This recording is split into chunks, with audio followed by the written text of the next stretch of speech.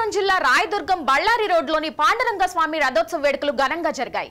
సకులపల్లి సమాజ సభ్యుల ఆధ్వర్యంలో డప్పు చప్పుల నడుమ రథోత్సవ వేడుకలు నిర్వహించారు. ఆలయం నుండి వినాయక సర్కిల్ మీదుగా భజనలు చేస్తూ ఊరేగింపు చేపట్టారు.